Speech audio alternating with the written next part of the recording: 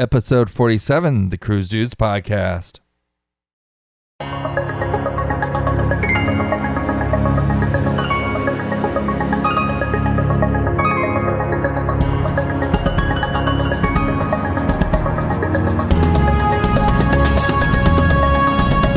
Come and explore with us the exciting world of cruise ship vacations.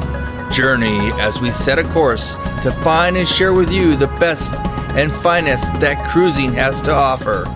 We are your hosts, Tommy Allison and Scott Andrews, the Cruise Dudes.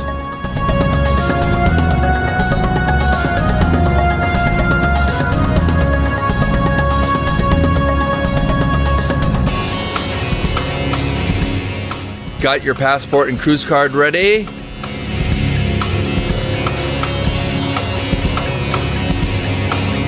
Welcome aboard to our show.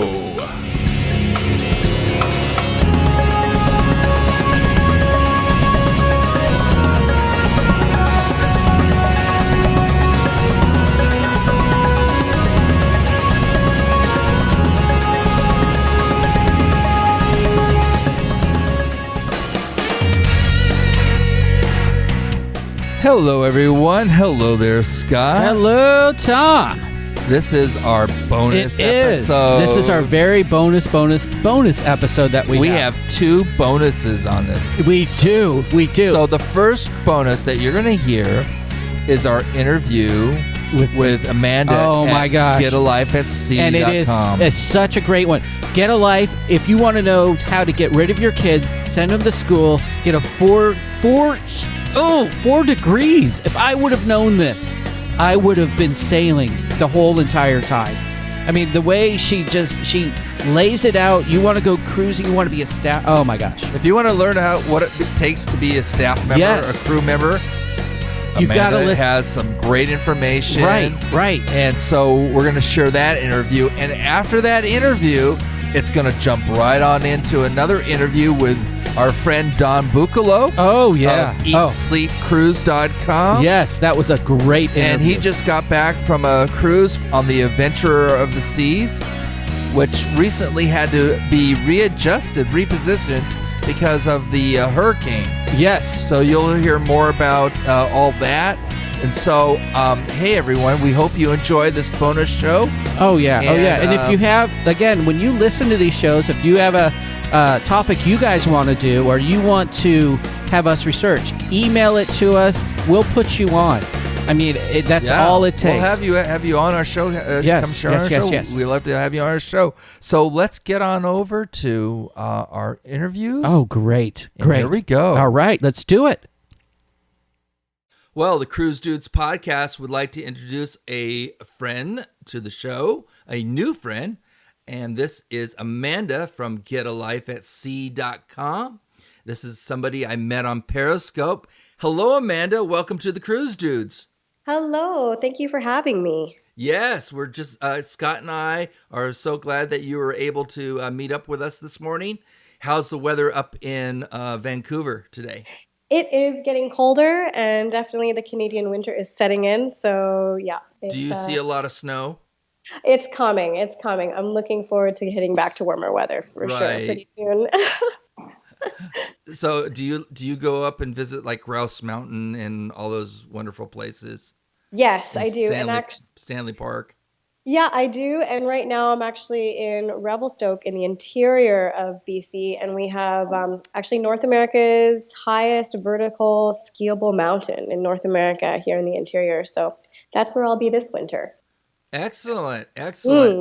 So just to give a little background for everyone, I met Amanda through Periscope. And it was through a hashtag she had put on through Periscope, and we just started a little conversation about cruising and what she does, and we're going to be talking about that a little later on. But it was really interesting to hear her story. She's a former crew member on a cruise ship, and she's had for many years, for 10 years. And Scott, why don't you ask our first question for Amanda, because we've written a couple of questions, and So go ahead, Scott. All right, all right. So we understand you lived on a cruise ship since you were what, 3? Is that true? Um, it's interesting. Like I worked on cruise ships for 10 years, throughout my 20s. But yeah, I actually lived on board. It was actually a cargo ship. My dad was a master mariner. He's a captain. And from age about 6 months to about 3 years, I was living on board that ship with my mom and my dad for the initial part of my life. Wow. Now that's an incredible story just right there. Now, do you get like extra credit? I mean, do people say, "Oh, you get extra kudos because your dad was a captain of a ship"? I think definitely when I was on board, when people kind of ask me like what brought you to sea and things like that, I mean, definitely being able to say that you've got the old salt in the veins does give you a little bit more, you get more props from the officers for sure. Very cool, very cool. And it's a little bit different on a cargo ship than a cruise ship, wouldn't you say? Yes, Not there are things. there's no spa, right? There's no spa, there's no stabilizer, so it's a lot more rocky. I think my mom had said, I just started to get into crawling and starting to learn how to walk and things like that, and I had to sort of relearn how to do that when I got onto the cargo ship because it was totally rocky.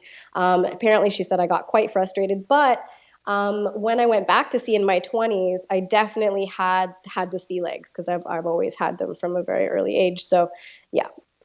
So what made you decide to work for a cruise line? I mean, this was in your early 20s, correct? hmm Yeah, I mean, I was always interested in heading back to sea. I definitely had an unfair advantage in the fact that, my dad was still in the marine industry. He got off ships, he became a marine lawyer. My mom got off ships and started her own marine recruitment firm in Canada. And she was actually, and still is, responsible for all of the hiring for Canadians for Princess Cruises, and she's been in marine recruitment for 35 years. So I kind of had an unfair in with regards to the industry. She had just started to hire for Princess Cruises I turned 21, and I had worked with kids throughout my teens up to that point. And she said, "Hey, there's a new position with Princess, working as seasonal youth staff." And I thought, what a great opportunity to work on board during my seasonal university breaks because I wanted a chance to travel.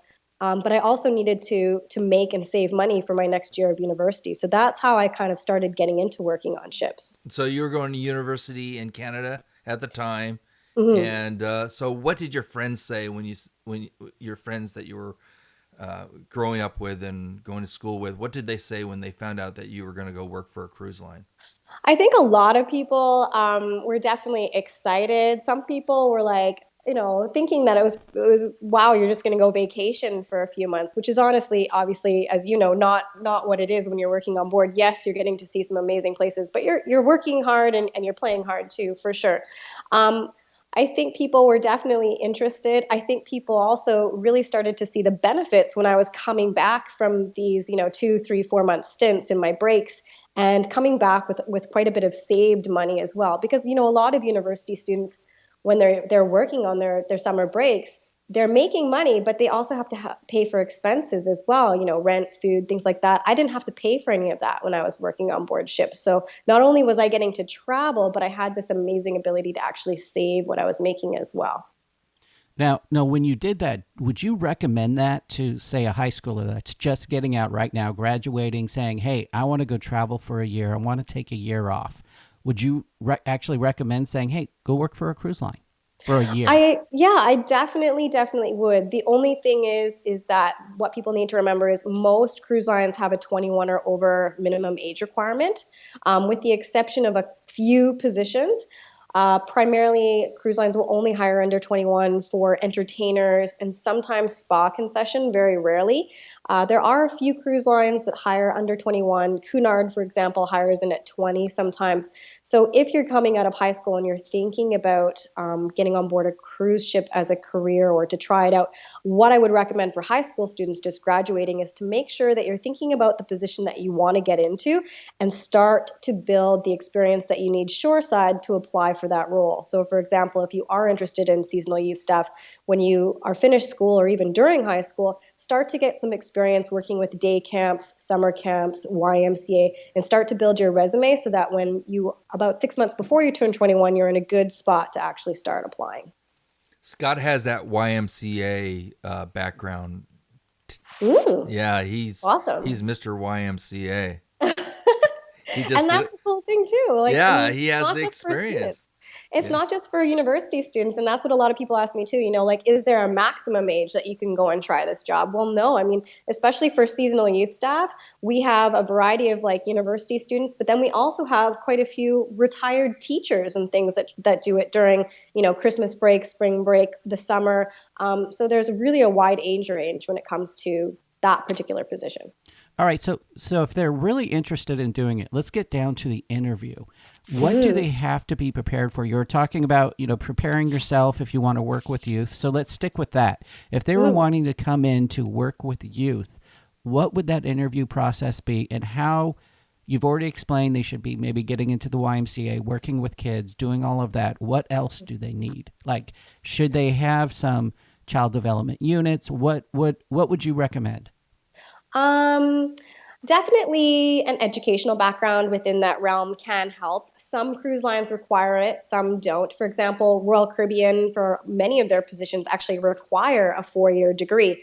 But for example, Princess does not. So if you are planning on getting educational certifications in that particular area, that can help, but it's not always required.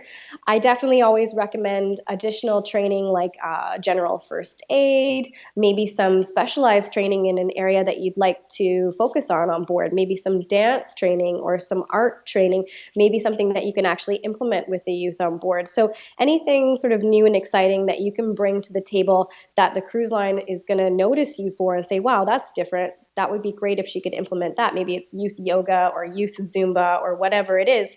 Something different that you can present in the interview would always be of interest. So it's important to have your passport, Of correct? course. Yes, of course. Also, take care of any loose ends. Like, what are some loose ends that may throw a person off of Or of what an have interview? you Yeah, seen or your mom yeah. has said, this was really funny?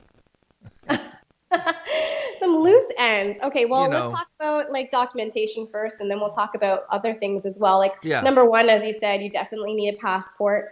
The other things that you're going to need to have before you go, but only once you've been accepted for employment. One will be a pre-employment criminal records check. And this is where the funny stories come in, right? Because sometimes people don't even know that they have a criminal record. Sometimes, even if you've just witnessed a crime and you're on a report, sometimes that will show up in a criminal records check. So it's a good idea to make sure that you've checked that history with your local police department just to make sure nothing's going to come up, or if you need to deal with anything, that it's going to be clear.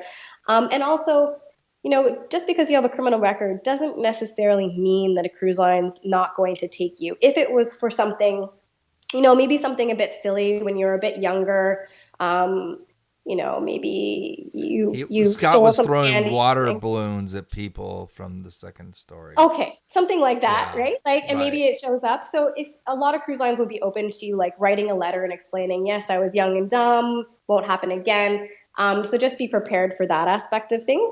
And we've definitely seen some funny stories with regards to that. And then also the pre-employment medical. Every cruise line will be providing your medical on board for the duration of your contract, not when you're home, of course, but when you are on board. So they want to make sure that you're in good physical condition prior to joining the ship. So you do want to make sure that, you're good to go in that regard. So it is a good idea just to go to your own doctor, if you can, free of charge, just have a good general physical before you start the application process, just to make sure that there aren't going to be any hiccups down the road. And that does also include dental as well.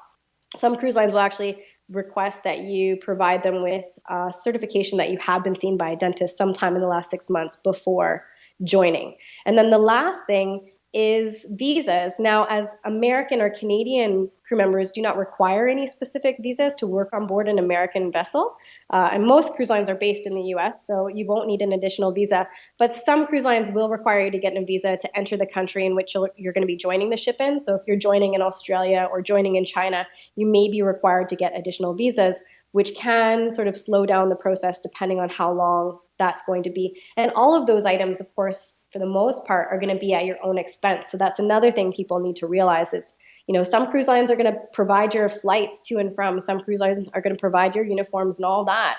But the documentation side of things often you do need to provide that you're on of your own, out of pocket initially. So cruises, when you work on a cruise ship and become a crew member or an officer, you're put on board with a contract. So tell us about your first contract. Wow. Okay. Well, my first contract, so my first contract was 3 months in duration. It was when I was 21, and I did 3 months doing the Western Eastern Caribbean. It was super fun. I was doing seasonal youth staff with a whole bunch of other Canadians that were on my team. I think there was about 25 youth staff in total, and 20 of us were, young 20-something Canadians. So definitely we worked really hard, but we definitely played hard that contract as well.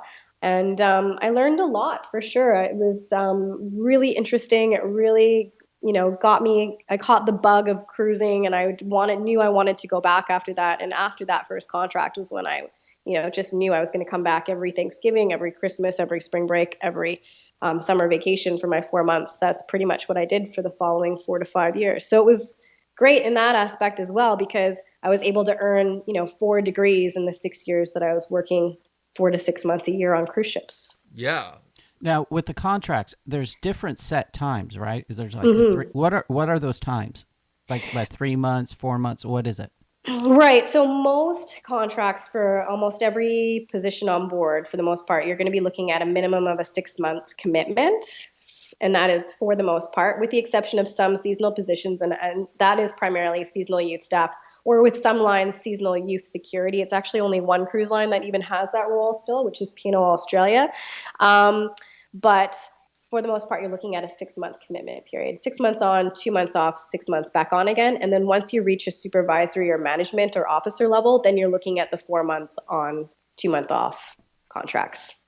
All right. So you're talking about the contract 6 months. Now, a lot of our listeners will be listening saying, okay, for 6 months, I'm at sea. My kids are at sea. Yes, they're 21, but they're at sea. Is it a safe working environment? Yes, it is. It really, really is. And I can honestly say that for having started working on board in 2000, all the way up to 2010 was my most recent contract.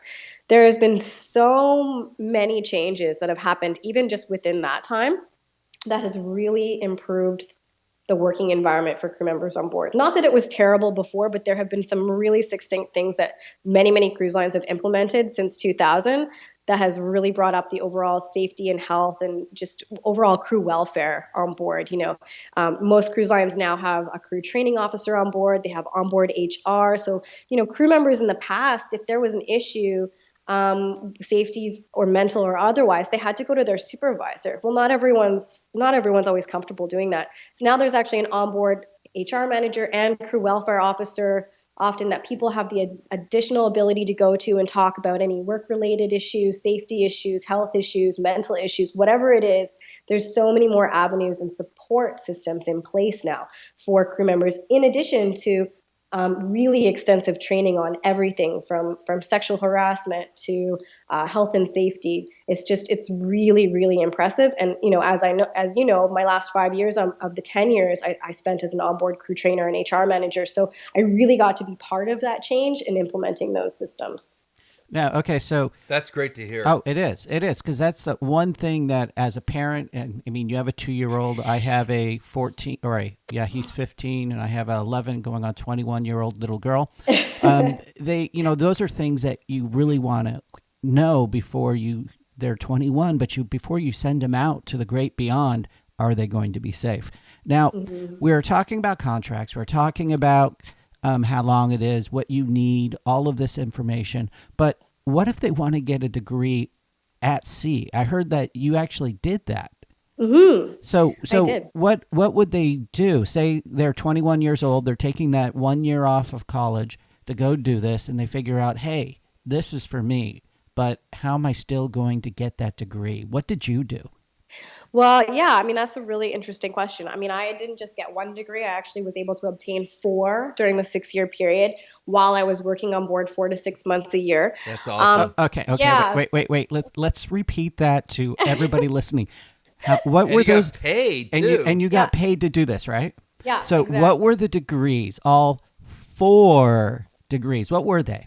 So I started with an outdoor recreation, parks and tourism honors degree, which I did a combo degree at the same time. So I did 2 degrees at once. So that one and geography.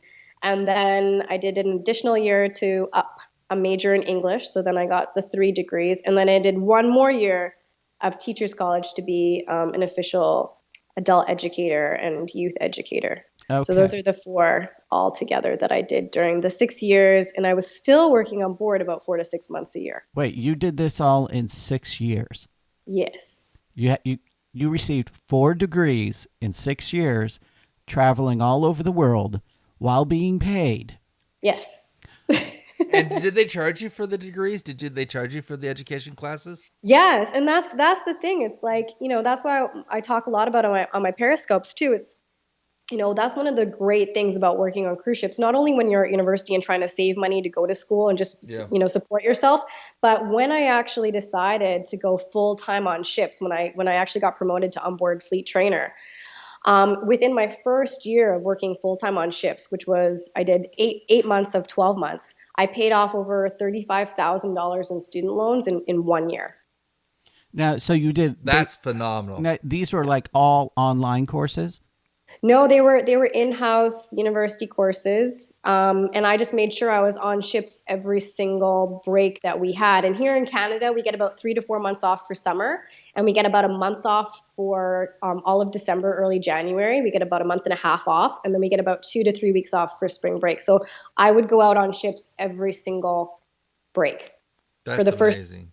for the first 6 years, and then the last 4 years I was full time on ships.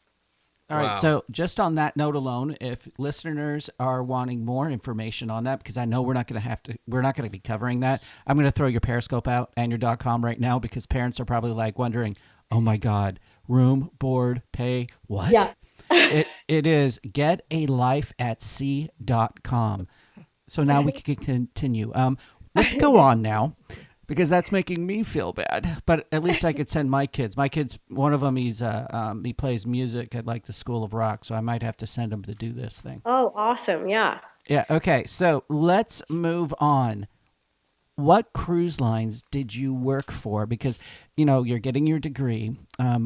We would all like to know which ones we have to send our kids on.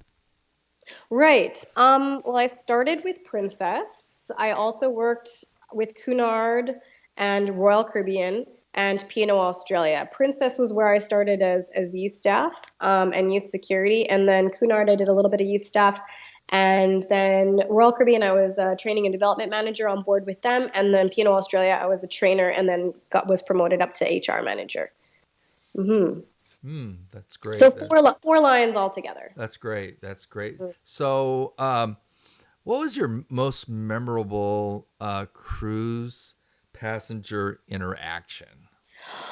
Most memorable passenger interaction.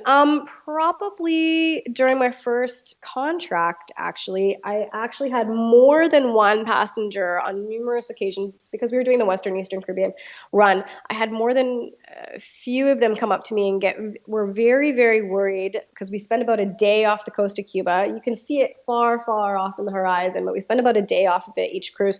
And I had quite a few passengers each cruise. When they would see me on the outer deck, because I would always make sure I'd take like a nice hour walk midday, they would always come up and beg me to contact the captain, because we were coming much, much too close to Cuba. That's hilarious. What, did they think that little ships were going to come up to you? I don't know. I was trying to alleviate any concerns, so that would probably be my most memorable interaction. And then just a couple of the funny questions. Right. I was told a few times my English was excellent for being a Canadian, which I was like, I didn't know what else to say, but thank you. And then I was also asked to turn the waves off in the wave pool while the ship was at sea. But of course, we didn't have a wave pool on board. It was just, the rocking. So I didn't really know what to say with regards to that, because Princess has a never say no policy. We never, ever say no. We always find an alternative or find an answer. So that was a hard one to figure out how I was going to respond to that question. You never just said, okay, I'll get right to it and just walk away? Don't worry. I'm going to turn them off in about 5 to 10 minutes, but it's going to take me that long to get to the off button. So just don't worry about that. Yeah. So those are my So you're on sea, you're doing all this. I mean, you're going full bore on this. You're really active crew member here. Did you ever miss your family and the holidays and the traditions? I definitely did. I think, as many early 20 somethings at the time I was, will probably say, no, I don't miss my parents. I'm having such a good time, et cetera, et cetera. I think probably parents and families have a harder time than the Yeah. younger members. I think once you get older, once I was getting into my late 20s, my early 30s on board, missing Christmas and things like that. Definitely it was a bit harder, but at the same time, you're getting to experience a whole new thing with your crew family, and it really is a whole nother type of experience as well. So you do miss them, but you get to experience something new at the same time. Right, right. Now, when you're a crew member, you don't have a private room or a private bathroom. You're usually sharing, isn't that correct? Usually, yes. I shared until I reached my officer level status when I was a crew trainer and HR manager. Then I did have my own cabin. Um, often with a porthole, and I had a room attendant that would clean my room twice a day and do my laundry, and it was lovely. But initially, when you're a new crew member in an entry level position, yes, you are most likely going to be sharing with someone else, if not a couple of other people, just depending on the cruise line and depending on Right. the role. You will, of course, have your own bed. You will have a washroom that you will share most often with your roommate, and you will have a little bit of personal space, but most likely not a window. But you really don't spend a lot of time in your crew cabin. It's really just a place to sleep because there's really great amenities for crew on most ships, especially Princess, for example, when it comes to crew amenities, things like the wonderful crew deck at the front of the ship. And often they have like a wonderful crew pool with a couple of jacuzzis, great crew rec room, crew gym, crew internet. So there's a lot of places on board that you have the ability to utilize in the crew areas. And then, of course, some positions actually have passenger area privileges, which I'm sure you guys have seen, where they're actually able to go and enjoy some of the passenger facilities as Yeah, I've well. seen officers in the passenger facilities. Mhm. Okay, you just hit on something. What are the staff amenities?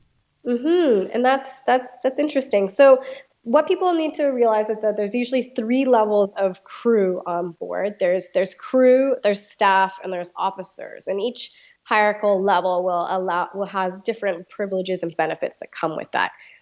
Most cruise lines, again, Princess really is at the top echelon, and Royal Caribbean too, with what I've seen with regards to crew amenities like the crew deck and the crew pool and the jacuzzis and the crew rec room and crew bar and the crew gym, like really good stuff with regards to that. And then staff members and officers often have access to things like the passenger lounges or to go see the shows or go to the buffets. But again, some cruise lines are a little bit more strict than others. But Princess and Royal Caribbean, a lot of cruise lines really want to make the experiences as pleasant as possible for their crew to enhance the crew welfare. That's great. That's great. Did you ever have a favorite port or a favorite cruise that you enjoyed? Oh, for sure. I really, as small as P&O Australia was, because they're a smaller cruise line. They're a sister cruise line to Princess. Right. Um, they only have, I think they actually have a new ship coming out this November, Hmm. November 2015. They're going to be bringing it up to 4, soon to be 5 ships, and they primarily go out of Australia and New Zealand and do the South Pacific. So my favorite places visited would have to be the islands of Vanuatu because they're so undeveloped, and that's in the South Pacific as well. And it was just really interesting to go there, every cruise and just really experience true island culture because it hasn't been developed whatsoever. And then of course, getting a chance to go to Greenland and Iceland, places that many people don't get the chance to visit. Like that was pretty amazing too. Because of course I've been it would be easier to tell you where I haven't been in 10 years on board than where I have been. And the only countries I haven't been as of yet is India and Antarctica. But everywhere else in the world that has a port I have been to. That's amazing. That's Hmm. amazing. And I've been paid to do it. So That's that great. Yeah, exactly. Exactly. So, were there ever any favorite themed cruises that you saw or participated in? You mean like charter, like Yeah, charter? yeah, charter group. Yeah, any charter Okay. groups that came on board and it was a theme cruise. Yeah. I think the only ones that I'd actually experienced being on board, we had the Red Hat ladies on a number of times, and they're wonderful groups of ladies. So those are sort of the big themed contracts that I had experienced. But I do know that there's quite a few other themed things that cruise lines are bringing on, and Mhm. they sound super interesting. But no, it wasn't a super big thing in 2000 to 2005 as much. Right. I to experience that as much. But yeah, I think it's a great thing though that cruise lines are getting into doing the contracts and the chartered cruises. That's cool. Mhm. Now you're talking about like you just said the word big. Now, and you're talking about small ships, medium ships. What do you think about the cruise lines larger ships? Are they getting too big in your opinion, or do you think that they're not big enough? Well, I mean, if you look at, I guess, Royal Caribbean's like Oasis class and all of those kinds of ships, they are massive. We're talking over, I mean, the town I live in now, which is in the interior, has about 8,000 people. There are some ships that almost have that many people on them. So to me, that's an extremely amazing size. I do think the larger ships have some pretty fantastic passenger activities and amenities that they're bringing on, like the zip lines and the surfing and the skydiving now with Royal Caribbean and rock climbing. I mean, it does seem amazing with regards to facilities that are available. I personally do like the smaller ships just for the family atmosphere, the fact that the smaller ships can get into some ports that bigger ships often can't get into so that you really kind of get more of a cultural experience. But that's just my personal view on things. If you're going to really experience the ship, then I would definitely think about a larger ship. If you're going to experience the ports, then you might want to think about a smaller cruise line. But that's just my opinion. Well, that's great. Thank you very Mm-hmm. much for sharing that. Hey, Mm-hmm. Amanda, it's really great to have you here on the Cruise Dudes podcast. Tell us how people can get in touch with getalifeatsea.com and what you do, and tell us all the things that you do. Awesome. Well, yeah, people can check out my site. It's just www.getalifeatsea.com. Basically, what I do is I'm a cruise employment specialist, and I help people travel the world and get paid to do it. And I provide cruise employment seekers with all the information that they need with regards to getting their own life at sea. So I have a main product on my site, which is the How the Heck to Get a Job on a Cruise Ship guide, which includes all major cruise lines' contact details, employment links, and step-by-step instructions regarding exactly how to apply, and lots of bonus information as well, like cruise resume template info and interview tips and tons more. I also provide as a service, cruise resume consults, where I give you a full review of your resume and recommendations for changes, as well as recommendations for best options for positions for you on board, as well as a 20-minute coaching call included in that consult. I do as well full cruise resume creation packages where I take your resume and cater it specifically to what the cruise lines are looking for. And I really know this because I worked on board for 10 years and was in crew HR, but also I worked shoreside after I got off ships in cruise employment and recruitment services. So I really know what I'm talking about when it comes to cruise resumes. And then I also, of course, have my one-on-one Skype coaching where I will provide people with answers to anything that they want to know about working on board and what they need to do to get, again, their own life at sea and work and get paid to travel and see the world. That's awesome. That's awesome. And people can find you on Twitter, on Yes, they can find Facebook, me. Yep. Periscope as well. And so we'll be putting links in the show notes where you can reach Amanda and her website in case you didn't catch all that information. So go to our website, thecruisedudes.com, and check it on out and check out all the links and follow her Periscopes. She usually Periscopes about three to five times a week. 3 to 5 And times, yep. yeah, and she's really active online, and she has lots of great information, interviews, topics, things like that, and it's really exciting to watch what's happened. And I am really glad to meet you. Thank you. It And was really great to meet you.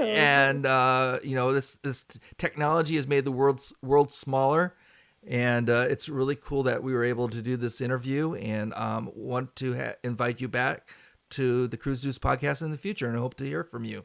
Thank you so, so much. It was so great to be here. And I did forget to mention, if anyone is just wanting to like take a free quiz, and on my site I have an Are You Ready for a Life at Sea quiz. If you're even just thinking about cruise ship employment, but you're not really sure about whether or not you might be the right fit for it, feel free to head to my site, and you can take the free Are You Ready for Life at Sea quiz there as well. Oh, that would be perfect. Maybe we could even upload just that link to our site. Yeah, we will. And that Okay, will help. We'll do that. Well, thank you. This is Scott saying thank you. I think I might want to go back to school. I don't know about you, Tom. Yeah. We could leave our kids. We could just definitely do it. leave our kids. Yeah, 6 years is good. 6 years is great.